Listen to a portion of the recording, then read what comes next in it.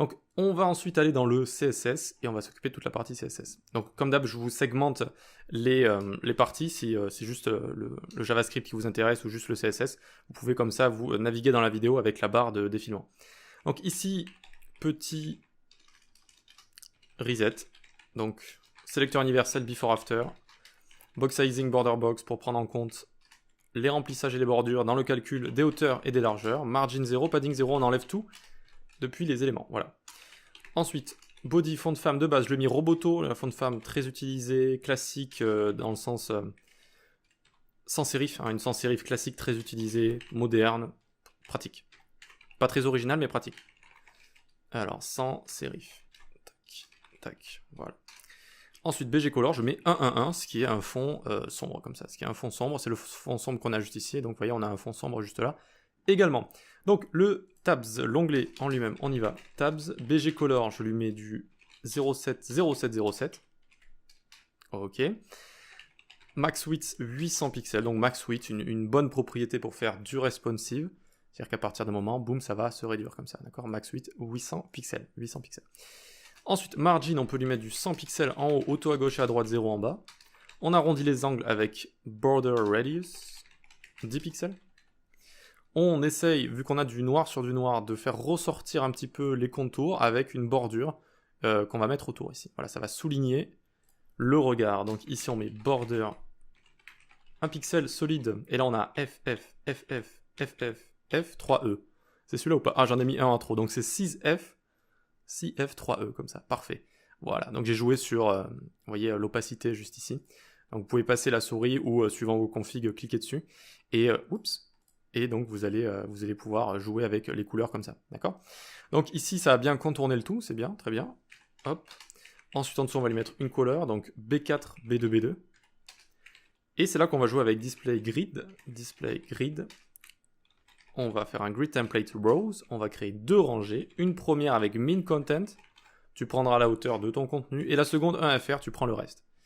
Et donc min content, en fait, ça va prendre la hauteur des boutons qu'on a juste ici, donc là on peut imaginer une première rangée, et ensuite la seconde qui est juste ici, donc avec la hauteur du texte, du padding, etc. Et si on fait, alors un F12 ici sur le projet final, on va dans Elements, on clique sur Grid ici, et on voit bien une rangée, 2 rangées.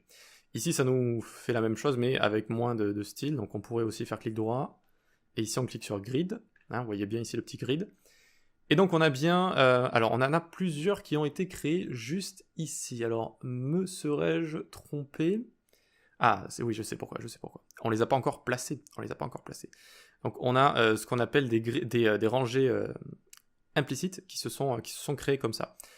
Et en fait, il va falloir placer nos éléments, et donc notamment nos 3 derniers ici, nos 3 derniers tables, nos 3 derniers onglets, les uns au-dessus des autres. Donc en fait, on va tous les placer à la seconde colonne ici. Donc en fait, ils vont être les uns au-dessus des autres, juste ici. D'accord? Donc c'est ce qu'on doit faire. Hein. Évidemment, si on ne les a pas encore placés, ils vont juste créer des rangées comme ça, des rangées implicites. Ok, donc ensuite, tabs btn container. On va display flex.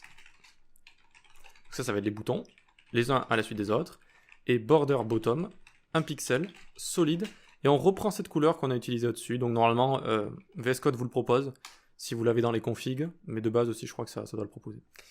Donc on va enlever juste le mode gris, parce qu'on n'a pas envie de le voir tout le temps. Voilà. Ok, donc on a mis une petite bordure juste là. Très bien, alors je vérifie aussi que mon OBS est en train de tourner, c'est bon. Il n'y a rien de pire que de tourner une vidéo et de s'apercevoir qu'il y a un problème quelque part. Donc ensuite, tab, border none, donc là on va styliser les boutons. C'est un petit peu long, hein, à chaque fois c'est des boutons, donc il faut styliser tout ça. Donc border none, BG transparent, transparent, color B4, B2, B2. Alors B4, B2, B2. Ok. Fond de femme, on va lui mettre open 100, qui est l'autre police d'écriture que j'ai choisi. Toujours du sans sérif, toujours très classique. Je voulais vraiment quelque chose, voilà, un site moderne, quoi. Ça fasse un effet moderne.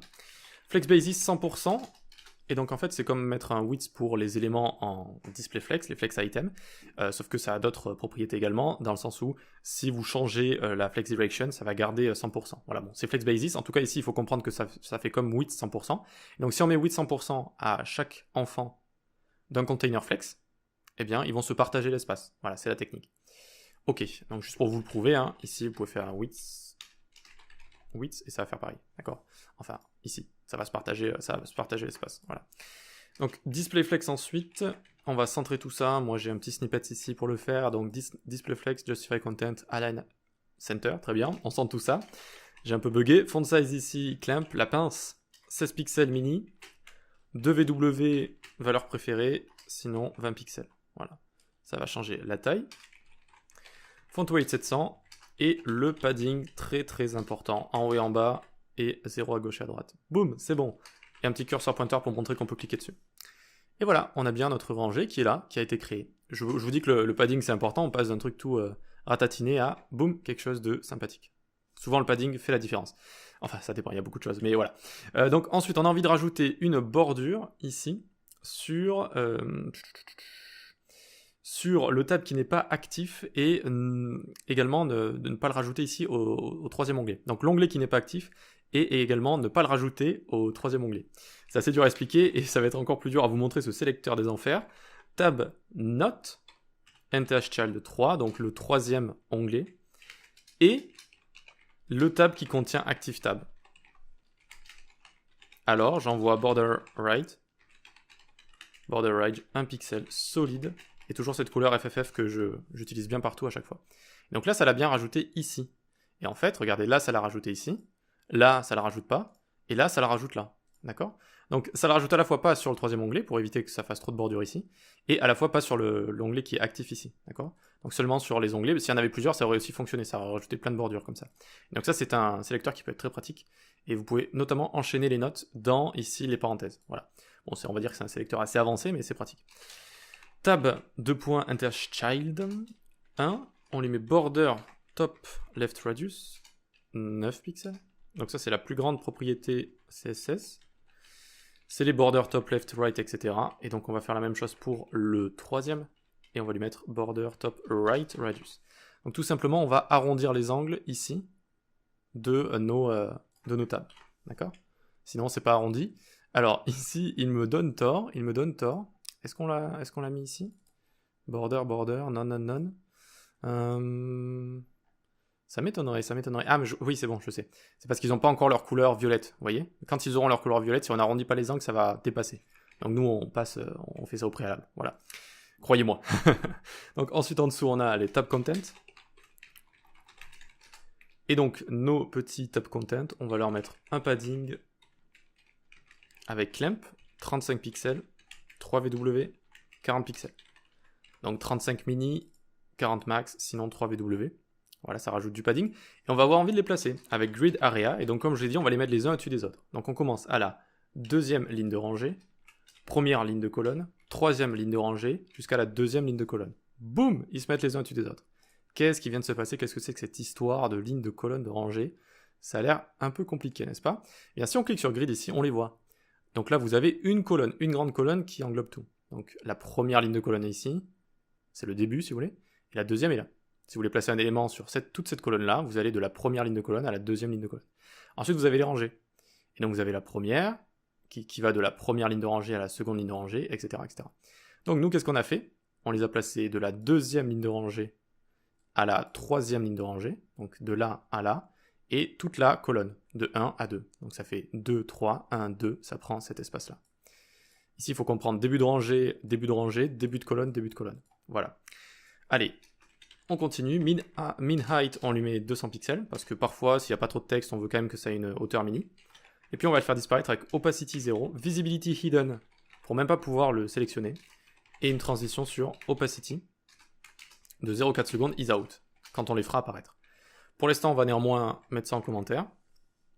Voilà, parce qu'on a envie de styliser tout ça, On a quasiment fini avec le CSS. Donc tab content P, on met un march top de 20 pixels, line height de 1.6, et le H3, on lui met la font femme Roboto. Alors Roboto, je crois que je l'ai mis en... Ouais, donc j'ai pas besoin de la rajouter juste ici. Vu que je l'ai mis en global, j'ai pas besoin de la rajouter. Juste le font size va changer. Pareil, on utilise Clamp. Clamp nous permet vraiment de faire du responsive facilement, hein. Donc il faut vous y habituer un petit peu, mais c'est très pratique, ça réduit le nombre de media query, et ça c'est quand même très agréable. Donc ensuite, pour tout ce qui est animations, on va aller là et faire Active Tab, donc notre onglet actif, notre bouton actif aura un background Linear Gradient, stylé un peu avec 45 degrés l'orientation, RGBA 63,230. Ok, on sort de la parenthèse, on met une virgule, RGB, on met la seconde couleur, 233,103,233. Ok, boum, c'est bon, on a notre couleur juste ici. Juste pour prouver que je ne mentais pas auparavant, hop, je mets ça en commentaire. Et normalement, ça devrait dépasser. Alors attendez, on va inspecter. Grid. Ah voilà, j'avais raison. Donc je ne mentais pas. Regardez, ça dépasse bien ici. En fait, il n'y a plus l'arrondi. Voilà. Donc je remets à 100%, je remets les borders et boum, on a bien l'arrondi juste ici. Voilà, donc là c'est le background. On peut même mettre background image ici pour être un poil plus précis, mais bon, ça devrait rien changer. Ok, ensuite on met font weight bolder. Je crois que bold veut dire courageux en anglais. Donc bolder c'est plus courageux. Et color FFF pour vraiment le faire ressortir sur ce fond. Voilà. Ok. Donc voyons voir si je mets bold traduction. Ah, j'ai un VPN je pense qui est en cours, donc on va éviter de faire le test, etc. Ça m'ennuie au plus haut point là, ces histoires de nourrir le machine learning. Bref, active tab content, visibility visible et opacity 1 comme ça. Donc active tab content, du coup on peut bien enlever opacity et visibility et on apercevra seulement l'onglet qui aura active. D'accord, donc c'est ce qui se passe ici. Je vous rappelle qu'on a active tab content sur l'onglet qui est actif, donc le premier qui est ici, et on a active tab sur la table qui est active. Et voilà, on a notre interface de fait, on a intégré tout ça. Ma foi, c'est joli, alors c'est moi qui l'ai fait. Hein. Donc j'aime bien le côté noir sur noir, comme ça donne un effet un peu futuriste. Je verrais bien ça dans une sorte de documentation, ou un truc un petit peu un jeu vidéo, ce genre de choses. Ok, très bien, donc maintenant qu'on a tout ça, c'est bien, mais ça fonctionne pas. Le dynamisme, le côté dynamique d'un site, il n'y a pas encore notre JS. Donc je vais boire un coup d'eau, déjà, pour éviter d'avoir la voix trop rocailleuse. Et ensuite, on va s'occuper de ça, et aussi de l'accessibilité.